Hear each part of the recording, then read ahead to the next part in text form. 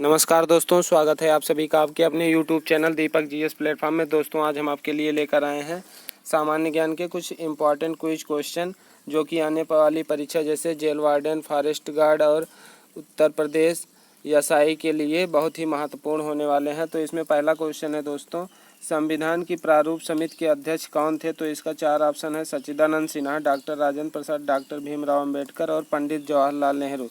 तो संविधान की प्रारूप समिति के अध्यक्ष कौन थे? तो इसका राइट आंसर क्या होगा? डॉक्टर भीमराव अम्बेडकर। ठीक है, डॉक्टर भीमराव अम्बेडकर जो थे ये संविधान की प्रारूप समिति के अध्यक्ष थे। ठीक है, और एक चीज़ और जान लीजिए, यह एक 7 सदस्यीय समिति थी। ठीक है, चलिए अगला क्वेश्चन है क्वेश्चन नंबर 2। उत्तर प्रदेश में बटुकेश्वर मेला कहाँ आयोजित किया जाता है? उत्तर प्रदेश में बटुकेश्वर मेला का आयोजन कहाँ होता है? ऑप्शन है अलीगढ़, लखनऊ, आगरा, इलाहाबाद।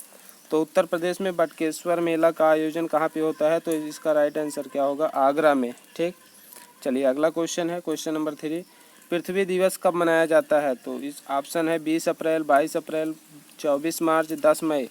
तो पृथ्वी दिवस कब मनाया जाता है? 22 अप्रैल को। ठीक, 22 अप्रैल को पृथ्वी दिवस मनाया जाता है। अगला क्वेश्चन है, राष्ट्रगान के रचयिता कौन है? ऑप्शन है रविन्द्रनाथ टैगोर, बंकिम चंद्र चटर्जी, रामधारी सिंह दिनकर या उपरोक्त में से कोई नहीं। तो राष्ट्रगान के रचयिता कौन है? रविन्द्रनाथ टैगोर। ठीक, राष्ट्रगान के रचयिता हैं रविन्द्रनाथ टैगोर। ठीक है, और राष्ट्रगान क्या है? राष्ट्रगान क्या है? जनगण मन। ठीक है, हमारा राष्ट्रगान है। ठीक, और वंदे मातरम क्या है? राष्ट्रगीत है। ठीक, चलिए अगला क्वेश्चन देखिए क्वेश्चन नंबर 5। चुनाव के दौरान सभी चुनाव प्रचार कितने समय पहले रोक दिए जाते हैं?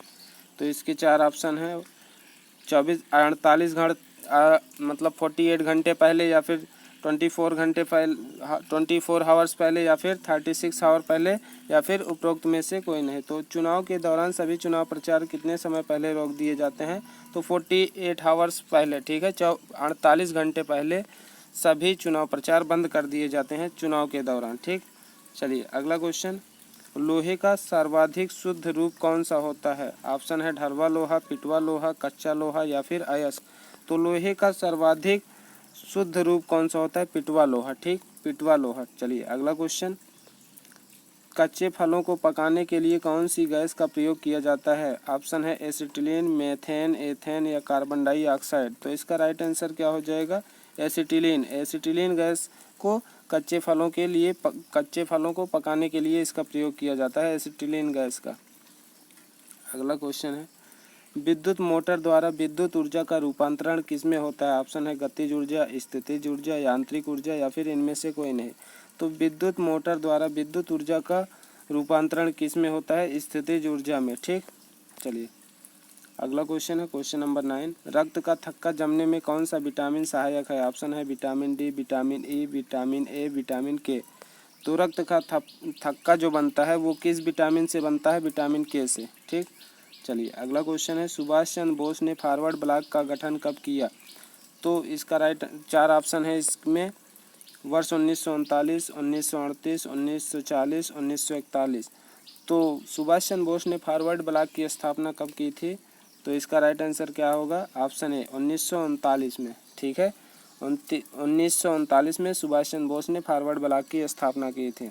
चलिए अगला क्वेश्चन है, भारत के नियंत्रक एवं महालेखा परीक्षक का कार्यकाल कितने वर्ष का होता है?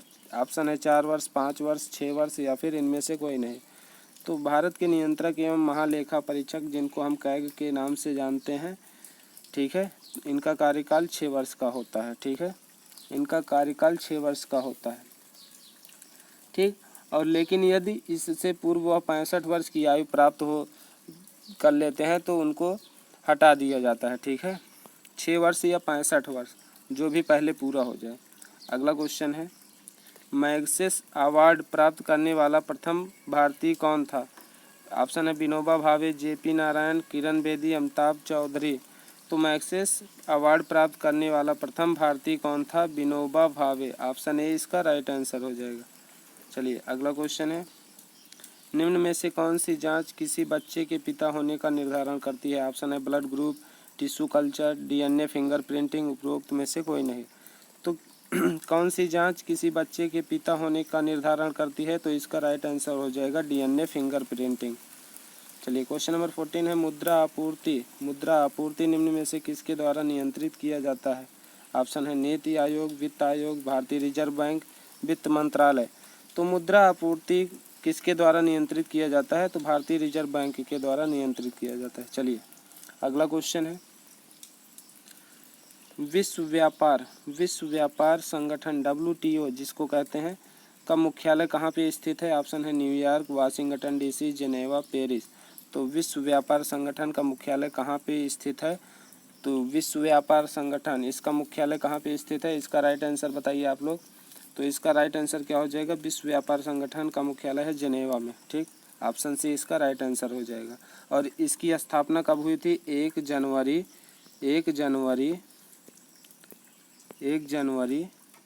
1995 में। ठीक, चलिए आगे देखते हैं। भारतीय अंतरिक्ष अनुसंधान संगठन इसरो का मुख्यालय कहाँ है? ऑप्शन है श्रीहरिकोटा, बंगलुरु, चांदीपुर या फिर मुंबई। श्रीहरिकोटा। तो इसका राइट आंसर क्या हो जाएगा? 16 नंबर क्वेश्चन का राइट आंसर क्या हो जाएगा? ऑप्शन बी, भारतीय अंतरिक्ष अनुसंधान संगठन इसरो का मुख्यालय कहाँ पे है? बंगलुरु। ऑप्शन बी इसका राइट आंसर हो जाएगा। चलिए अगला क्वेश्चन है क्वेश्चन नंबर 17। बिरजू महाराज किस शास्त्रीय नृत्य से संबंधित हैं? ऑप्शन है कथकली, भरतनाट्यम, कुचिपुड़ी या फिर कथक। तो 17 नंबर क्वेश्चन का राइट आंसर क्या हो जाएगा? बिरजू महाराज किस शास्त्रीय नृत्य से संबंधित हैं? तो इसका राइट आंसर हो जाएगा कथक। Option D. चलिए अगला क्वेश्चन है क्वेश्चन नंबर 18। प्रेटोरिया किस देश की राजधानी है? ऑप्शन है नेमीबिया, दक्षिण अफ्रीका, केन्या या फिर नैरोबी। तो गांधी जी कहाँ पे गए थे? दक्षिण अफ्रीका। प्रिटोरिया किस देश की राजधानी है? दक्षिण अफ्रीका की। ठीक, चलिए अगला क्वेश्चन है यूनेस्को के विश्व विरासत स्थल में शामिल भारतीय स्थल का नाम बताएं। तो 4 ऑप्शन है great Himalayan national park, Nalanda विश्वविद्यालय, अहमदाबाद, उपर्युक्त सभी। तो इसका राइट आंसर क्या हो जाएगा? यूनेस्को के विश्व विरासत स्थल में कौन कौन शामिल है? उपरोक्त सभी। ठीक, ऑप्शन डी इसका राइट आंसर हो जाएगा। चलिए अगला क्वेश्चन नंबर 20। प्रसिद्ध उपन्यास चंद्रकांता के लेखक हैं देवकी नंदन खत्री, शरद चंद्र चट्टोपाध्याय, जयशंकर प्रसाद या फिर उपरोक्त में से कोई नहीं। तो प्रसिद्ध उपन्यास चंद्रकांता के लेखक कौन है? देवकी नंदन खत्री। ठीक है, चलिए अगला क्वेश्चन। उत्तर प्रदेश में उर्दू प्रशिक्षण अनुसंधान केंद्र कहाँ स्थित है? ऑप्शन है लखनऊ, सहारनपुर, मेरठ, आगरा। तो उत्तर प्रदेश में उर्दू प्रशिक्षण अनुसंधान केंद्र कहाँ पे है? लखनऊ में। ठीक, चलिए अगला क्वेश्चन नंबर 22। इंद्रधनुष बनता है, ऑप्शन है प्रकाश के अपवर्तन से, प्रकाश के परावर्तन से, प्रकाश के वर्ण विक्षेपण से, अपवर्तन एवं प्रकाश के पूर्ण आंतरिक परावर्तन से। तो इसका राइट आंसर क्या हो जाएगा? Option D. ठीक है, अपवर्तन एवं प्रकाश के पूर्ण आंतरिक परावर्तन से। अगला क्वेश्चन है भारत के राष्ट्रपति को पद से कौन हटा सकता है? ऑप्शन है लोकसभा, संसद, प्रधानमंत्री, इनमें से कोई नहीं। तो भारत के राष्ट्रपति को महाभियोग लगाकर कौन हटा सकता है? तो इसका राइट आंसर क्या होगा? भारत के राष्ट्रपति को पद से कौन हटा सकता है? अनुच्छेद 61 आर्टिकल 61 राष्ट्रपति का महाभियोग संसद। ठीक है, संसद हटा सकता है। 23 का राइट आंसर क्या हो जाएगा? Option B. 23 का राइट आंसर ऑप्शन बी हो जाएगा, संसद। अनुच्छेद 61 के तहत राष्ट्रपति के ऊपर महाभियोग लगा के हटाया जा सकता है संसद के द्वारा। चलिए अगला क्वेश्चन है क्वेश्चन नंबर 24। किस आयु वर्ग के बच्चों को बाल श्रमिक माना जाता है? जो 14 वर्ष से अधिक आयु के हों, जो 14 वर्ष से कम आयु के हों, जो 17 वर्ष से अधिक आयु के हों, जो 19 वर्ष से कम आयु के हों। तो इसका राइट आंसर हो जाएगा ऑप्शन ए, जो 14 वर्ष से ऑप्शन बी, जो 14 वर्ष से कम आयु के हों। ठीक, चलिए अगला क्वेश्चन 6 से 14 वर्ष के बच्चों जो 14 वर्ष से कम आयु के हों। ठीक, यही ऑप्शन राइट होगा। चलिए अगला क्वेश्चन।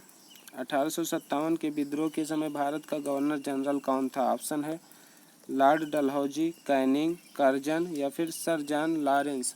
तो 1857 के विद्रोह के समय भारत का गवर्नर जनरल कौन था? लॉर्ड कैनिंग, ठीक है। ऑप्शन बी इसका राइट आंसर हो जाएगा। अगला क्वेश्चन है क्वेश्चन नंबर 26, इजराइल की संसद का क्या नाम है? बुडस्टेग, नेसेट, डायट या फिर पार्लियामेंट? तो इजराइल की संसद का नाम क्या है? इजराइल की संसद का नाम है, इजराइल की संसद का नाम क्या है? 1 मिनट बता रहे हैं, नेसेट, ठीक है। 26 का राइट आंसर क्या हो जाएगा? नेसेट। चलिए, इजराइल की संसद का नाम है नेसेट, ठीक। 26 का राइट आंसर हो जाएगा option B, option number B, नेसेट सही है, ठीक। चलिए अगला क्वेश्चन, क्वेश्चन नंबर 27, निम्नलिखित में से कौन सा युग्म सही सुमेलित है? चलिए, national defence academy Khadakwasla, Indian military academy Dehradun, Indian service staff college Wellington, उपरोक्त सभी। तो 27 नंबर क्वेश्चन का राइट आंसर क्या होगा? ऑप्शन डी, उपरोक्त सभी। इसमें जो दिया है सब सही सुमेलित हैं, ठीक है। चलिए अगला क्वेश्चन, ईस्ट इंडिया कंपनी की स्थापना के समय भारत का शासक कौन था? ऑप्शन है अकबर, जहांगीर, हुमायूं, औरंगजेब। तो ईस्ट इंडिया कंपनी के समय की स्थापना के समय भारत का शासक कौन था? अकबर था, ठीक है। 28 नंबर क्वेश्चन का राइट आंसर हो जाएगा option A. East India company की स्थापना के समय भारत का शासक कौन था? अकबर, ठीक है। और इसका शासनकाल क्या था? 1556 से 1605, ठीक है, अकबर का। चलिए अगला क्वेश्चन है, अष्टांगिक मार्ग के सिद्धांतों का प्रतिपादन किसने किया? ऑप्शन है महात्मा बुद्ध, महावीर स्वामी, दयानंद सरस्वती, स्वामी विवेकानंद। तो अष्टांगिक मार्ग के सिद्धांतों का प्रतिपादन किसने किया? इसका राइट आंसर क्या होगा? चलिए, तो इसका राइट आंसर क्या हो जाएगा? महात्मा बुद्ध, ठीक है। अष्टांगिक मार्ग के सिद्धांतों का प्रतिपादन महात्मा बुद्ध ने किया था, ठीक है।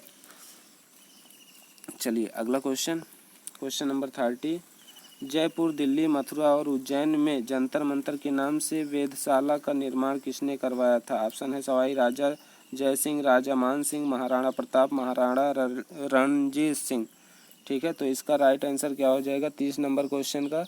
तो इसका राइट आंसर क्या हो जाएगा? सवाई राजा जय सिंह, ठीक है। चलिए अगला क्वेश्चन, क्वेश्चन नंबर 31, द्वितीय पंचवर्षीय योजना में किस क्षेत्र के विकास पर सर्वाधिक बल दिया गया था? ऑप्शन है कृषि, गरीबी हटाओ, उद्योग, इनमें से कोई नहीं। तो 31 क्वेश्चन का राइट आंसर क्या हो जाएगा? तो द्वितीय पंचवर्षीय योजना के में किस क्षेत्र के विकास पर सर्वाधिक बल दिया गया था? तो इसका राइट आंसर हो जाएगा ऑप्शन नंबर सी, उद्योगों पर, ठीक।